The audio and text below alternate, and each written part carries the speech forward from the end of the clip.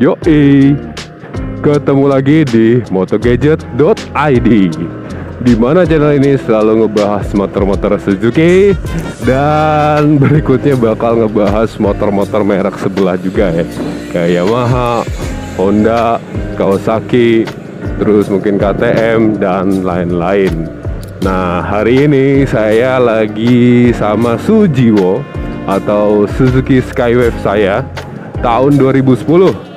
Nah, hari ini dia kayaknya iri banget, udah lama banget nggak pernah diajak jalan-jalan, terus nggak pernah masuk konten YouTube saya. Nah, hari ini biar adil, saya ajak dia ngebuka awal tahun ini di tahun 2022 ya. Oh ya, buat teman-teman semua selamat tahun baru 2022. Dan semoga apa yang belum tercapai di tahun kemarin bisa tercapai di tahun ini. Dan semoga makin sukses dan sehat selalu.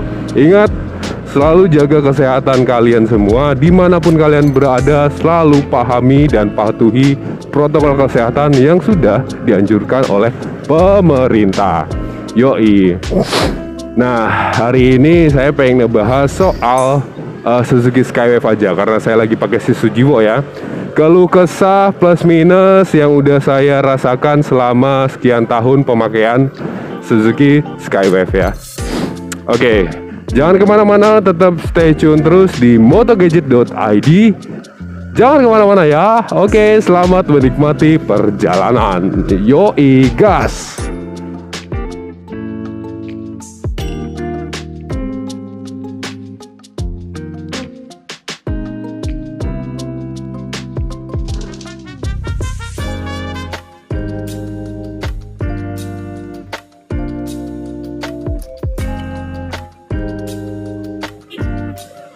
Oke, dan seperti apa pengalaman saya selama beberapa waktu ini dengan Suzuki Skywave atau Sujiwo nih, keluh kesahnya, terusan plus minusnya, terus poin-poin utamanya.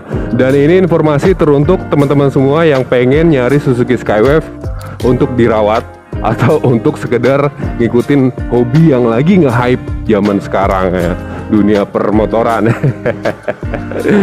Oke, langsung saja kita bahas poin-poin utamanya aja sih, poin-poin penting yang perlu teman-teman ketahui yang pengen nyari Suzuki Skywave buat jadi daily driver atau daily rider atau motor hari-harian, buat kerja kah, buat ngojek kah. Oke, kita ke topik yang pertama dulu. Oke, kita bahas di sektor pengkabutan atau apa ya, karburasi. Oke, ini Skywave itu hal yang utama itu yaitu karburator sih. Hal yang jelas perlu teman-teman ketahui, karena karburator Suzuki Skywave itu kalau udah lama banget dia bakal penyakitan gitu loh. Entah itu dia kurang langsam kah, atau entah itu dia nanti nyendet-nyendet, biasanya sih gitu sih. Pokoknya nggak enak lah kalau karburator udah kelamaan, nggak pernah diservis, ataupun mungkin yang karburator udah error. Itu pasti ada beberapa penyakit yang sering kita temuin. Nah, dicek dulu tuh kalau emang mau nyari Skywave, karburatornya normal apa enggak, ori atau enggak. Walaupun nggak ori, itu paling enggak udah terjamin nggak bakal bermasalah ya. Itu aja sih karburator ya. Dan kedua, poin yang kedua, kita perlu perhatikan di bagian per CVT-an atau bagian sebelah kiri di bak CVT. Apakah komponennya sudah diganti semua oleh pengguna sebelumnya? Kita wajib tanya sih. Atau kalau mau yakin banget sih, kita bawa kunci 8, dicek langsung. Itu lebih bagus sih buat saya. Dan itu tergantung dari user sebelumnya juga, mau nggak dia ngecekin juga kayak gitu loh.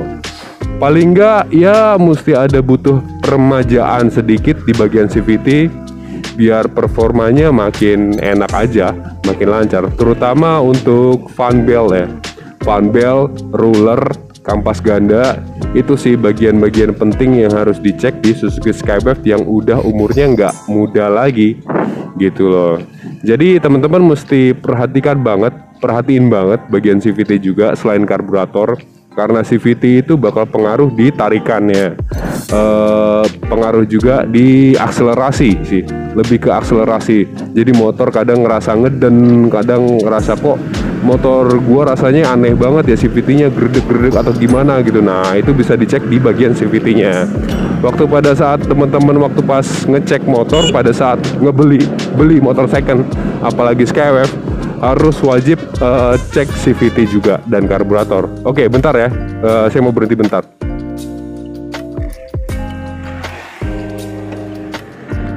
Oke, kita lanjut lagi perjalanan dan pembahasan yang barusan kepotong sejenak. Ada telepon soalnya. Sorry. Oke, kita lanjut ke apa tadi ya? Karburator dan bagian CVT. Nah, selain dua poin tersebut, ada beberapa hal juga yang perlu diperhatikan, yaitu pajak kendaraan dan kelengkapan surat-surat nih. Pajak kendaraan dan kelengkapan surat-surat itu berpengaruh banget ya di harga dan kondisi motor ya. Iya pastilah, jelas kondisi motor. Jadi kalau pajaknya hidup, terus surat-suratnya lengkap, fakturnya lengkap, itu harganya bisa melambung tinggi loh, jangan salah. Harganya bisa up sampai 2 jutaan nih kalau nggak salah ya. Karena banyak di forum-forum yang saya lihat, ada yang udah full restorasi tapi pajaknya pules, dan penjualnya bilang itu saya jual motor ya, udah full restorasi nggak jual pajak. Artinya itu PR kita di pajak sih. Tapi sebenarnya sayang aja sih, motor udah bagus-bagus direstorasi tapi pajaknya pules. Ya agak sedikit ngeganjel sih. Mending kita bayar mahal lebih sedikit lebih mahal, tapi kita udah dapet motor yang kondisinya perfect. Bodinya, mesinnya, karburatornya dan lain-lainnya udah oke, dan pajaknya sehat. Itu udah perfect banget sih. Tapi harganya biasanya di atas 8 jutaan sih, 8 sampai 12 juta deh kalau nggak salah tuh. Bahkan ada yang lebih dari 12 juta pernah saya lihat di postingan. Karena memang itu udah custom ya, custom, full restorasi, udah custom juga, udah pokoknya kayak motor baru keluar dari pabrik gitu. Oke, nah karburator udah kita bahas, CVT udah kita bahas, pajak dan kelengkapan surat-surat udah kita bahas. Sekarang kita bahas bodinya. Bodinya Skywave kita perlu perhatikan lagi, karena ini motor lama ya. Kita pastikan lagi bodinya itu tidak ada bekas patah atau baret-baret atau apa ya, boncel atau apapun itu. Yang jelas kita harus cek semua keseluruhan bodi dari depan sampai belakang, atas, bawah, dan kondisi joknya itu harusnya masih layak pakai lah ya, masih empuk gitu aja sih.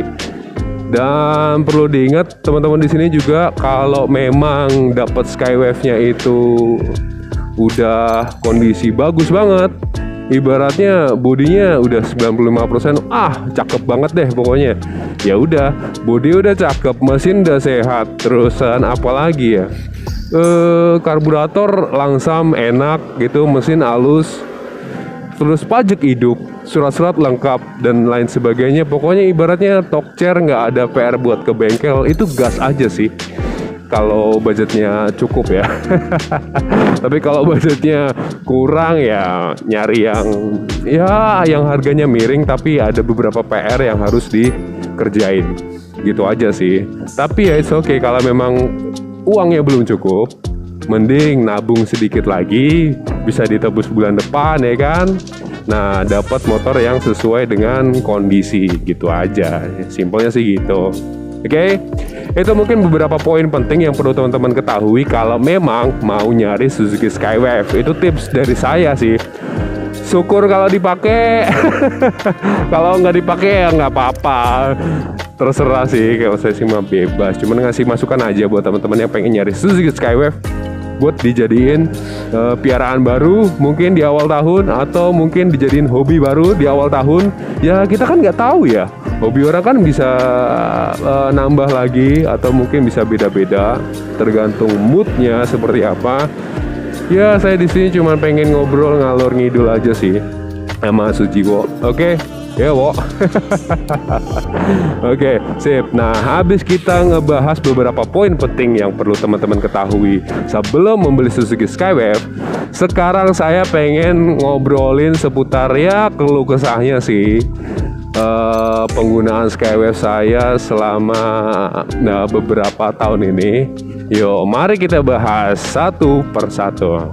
Hal yang pertama yaitu mesinnya, karakter mesin. Karakter mesin Suzuki Skywave itu cenderung rada ngeden di tarikan awal ya, kayak ngeden. Tapi kayaknya mungkin untuk saya sih bisa diakalin kalau kita ganti kayak roller terus apa ya, kayak pulinya, kampas gandanya gitu bisa diakalin kok. Di forum-forum Facebook komunitasnya juga udah banyak caranya gimana biar tarikan nggak ngeden lagi.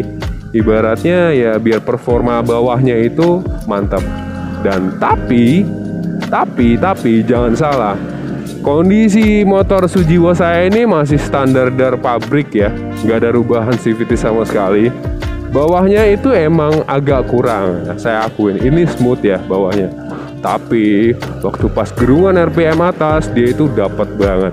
Ini terakhir itu saya bisa tembus 110 km per jam waktu saat kondisi speedometernya masih hidup kabelnya ya. Sekarang karena putus, itu kayaknya bulan kemarin ya ini putus.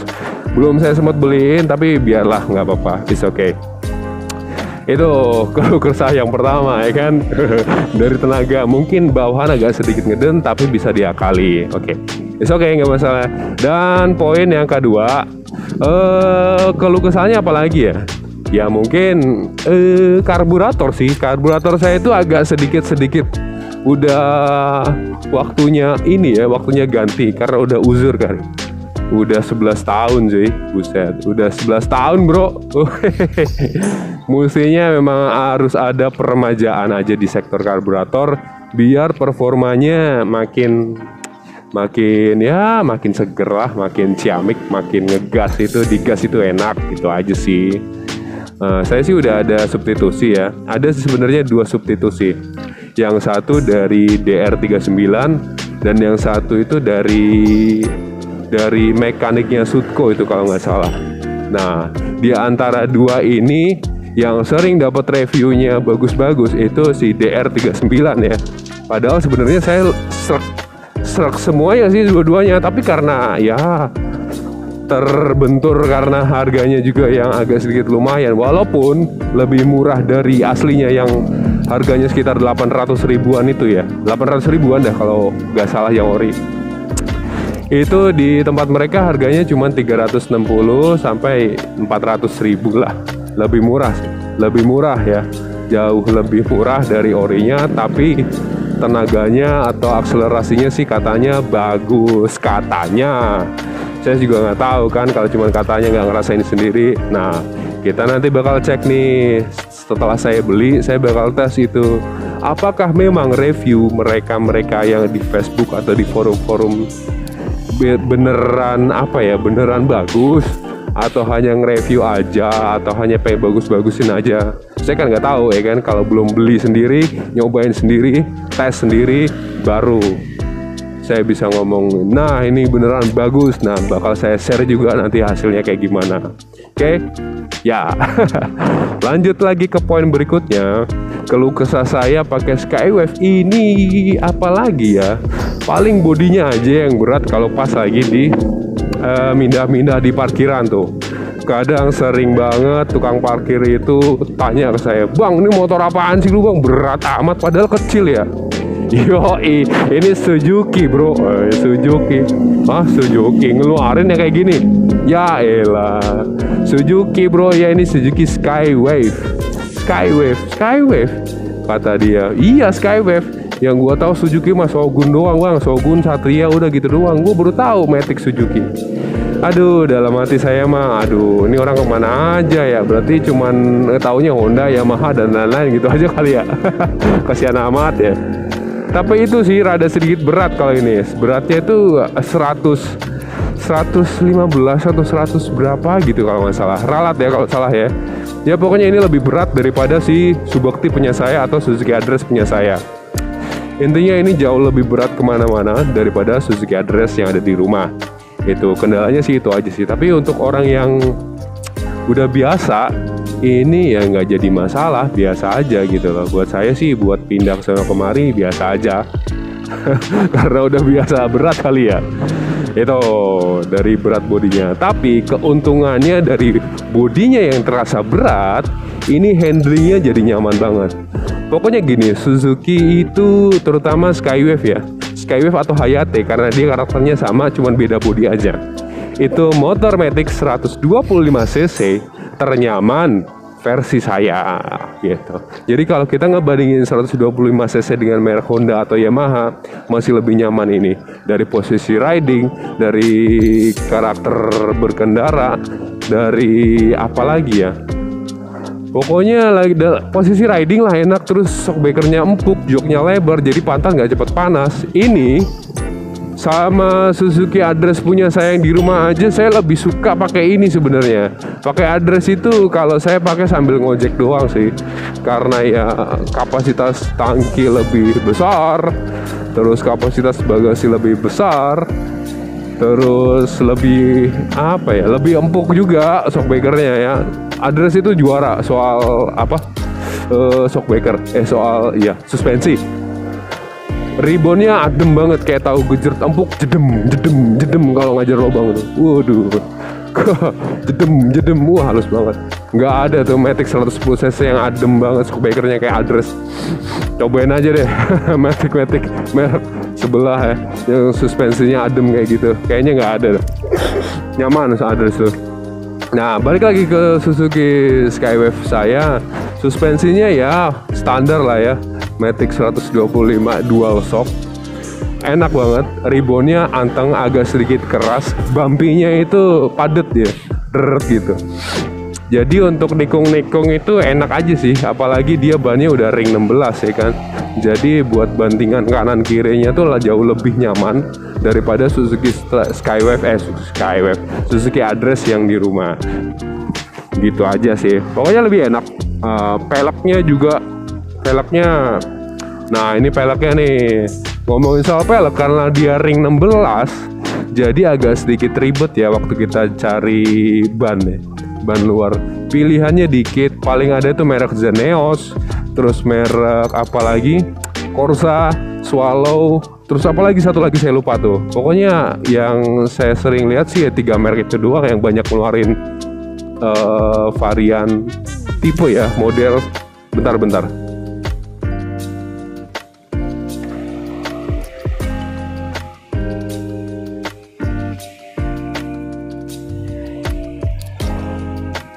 Oke, masih lanjut. Sip. Yuk kita lanjut lagi. Ada yang miss call lagi. Aduh, si bos mah nggak tahu orang lagi syuting apa ya, syuting. Yuk, lanjut lagi soal ban. Karena ring 16 jadi bannya itu memang terbatas. Dikit banget pilihan mereknya dan dikit banget pilihan motifnya. Ya tapi it's okay, nggak masalah selama lagi tersedia. Selama masih tersedia, kita nggak perlu takut. Kita tinggal ke toko-toko ban. Di online tuh juga banyak yang jual ya kan. Jadi nggak perlu takut sih soal spare part Skywave sekarang. Udah banyak banget yang jual di online shop. Jadi nggak perlu takut kehabisan. Kita tinggal pesen aja atau inden barangnya di My Suzuki juga bisa ya kan. Atau langsung ke daerah Kebonjeruk tuh Suzuki Sena, di situ partnya komplit sih alhamdulillah di situ. Nyari apa aja ketemu kok Suzuki Sena ya, yang di Jakarta Barat tuh. And then apa lagi ya?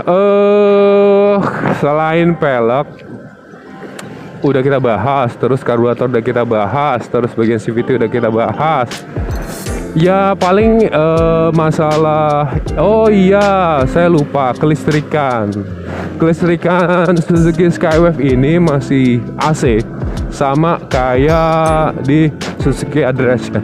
Jadi masih pakai lampu bohlam, tapi ini nggak saya pernah utak-atik ya. Ini tetap dari awal saya dapat juga udah bohlam, nggak pernah saya utak-atik.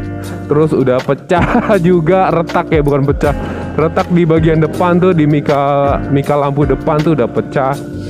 Pengen ngerapiin lagi sih, rencana sih ya, mungkin ntar lah ya, habis gajian saya beliin mipil satu-satu ya kan, lumayan ya. Gitu aja sih kalau kesahnya sih. Oh ya, untuk pemakaian konsumsi BBM, ini yang paling penting nih. Untuk BBM terakhir saya ngitung waktu saat kondisi jarum speedonya masih berfungsi, kabel speedonya masih belum putus normal ya. Itu 1 liter tembus 38 km dengan posisi karbu yang udah rada-rada dan kondisi mesin CVT yang masih alhamdulillah sehat, belum saya ganti ya semenjak tahun 2016